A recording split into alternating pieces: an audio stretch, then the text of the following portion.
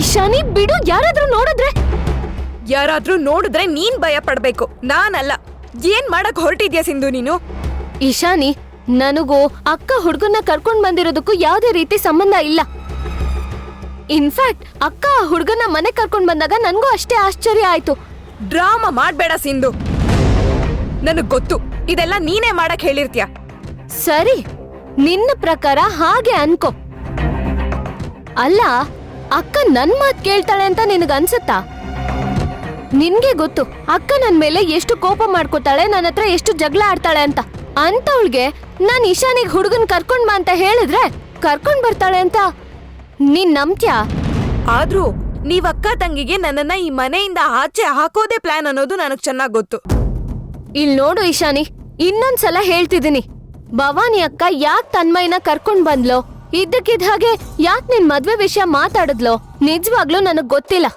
ಯಾಕೆ ಅಂದ್ರೆ ನಾನ್ ಹೋದ್ರೆ ನೀನ್ ವಿರಾಟ್ ಜೊತೆ ನೆಮ್ಮದಿ ಆಗಿರ್ಬೋದಲ್ಲ, ಅದಕ್ಕೆ. ನಿಮ್ ಅಕ್ಕಂಗೆ ನಾನೇ ಮುಂದೆ ನಿಂತು ಇಶಾನಿ ಮದ್ವೆ ಮಾಡ್ದೆ ಅಂತ ಕಿರೀಟ ಹೊತ್ಕೋಬೇಕು, ಅದಕ್ಕೆ. ಅಜ್ಜಿ ಹೇಳ್ದಾಗೆ ಅದೆಲ್ಲಿಂದ ಗಂಟ್ಬಿದ್ರೋ ನೀವಿಬ್ರು. ನೋಡು, ಹಾಗೆಲ್ಲ ಮಾತಾಡ್ಬೇಡ. ಮಾತಾಡ್ತೀನಿ, ನೀನಿದೆಲ್ಲ ನಿಲ್ಸೋವರೆಗೂ ಮಾತಾಡ್ತಾನೆ ಇರ್ತೀನಿ. ನಿನಗೆ ಈ ವಿಷಯ ಗೊತ್ತಿದ್ಯೋ ಇಲ್ವೋ ನನಗ್ ಬೇಕಾಗಿಲ್ಲ.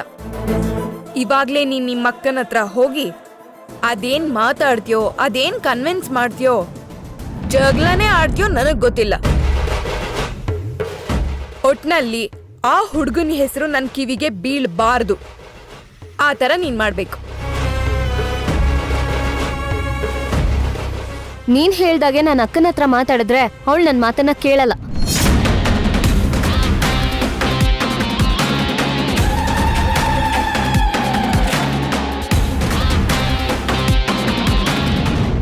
ನನಗ್ ಹುಡ್ಗ ಇಷ್ಟ ಇಲ್ಲ ಅಂತ ಇಶಾನಿನೇ ಬಂದ್ ನಿನ್ನ ಹತ್ರ ಹೇಳದ್ಲಾ?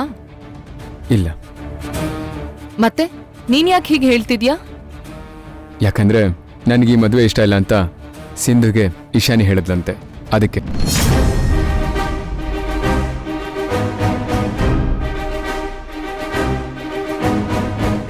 ಈ ಸಿಂಧುಗೆ ನಾನ್ ಮಾಡೋ ಕೆಲ್ಸದಲ್ಲೆಲ್ಲ ತಲೆ ಹಾಕ್ಲಿಲ್ಲ ಅಂದ್ರೆ ತಿಂದನ್ನ ಜೀರ್ಣ ಆಗಲ್ಲ ಅನ್ಸತ್ತೆ. ಏನೇನೋ ಮಾತಾಡ್ಬೇಡ ಭವಾನಿ. ಇಶಾನಿ ಸಿಂಧುಗೆ ಹೇಳಿದನ್ನ ನಾನ್ ನಿನಗೆ ಹೇಳ್ತಾ ಇದ್ದೀನಿ ಅಷ್ಟೇ. ಹಾಗಿದ್ರೆ ಈ ಮಾತು ಖಂಡಿತವಾಗ್ಲೂ ಇಶಾನಿದಲ್ಲ, ಸಿಂಧು ಹೇಳ್ಸಿರೋದು.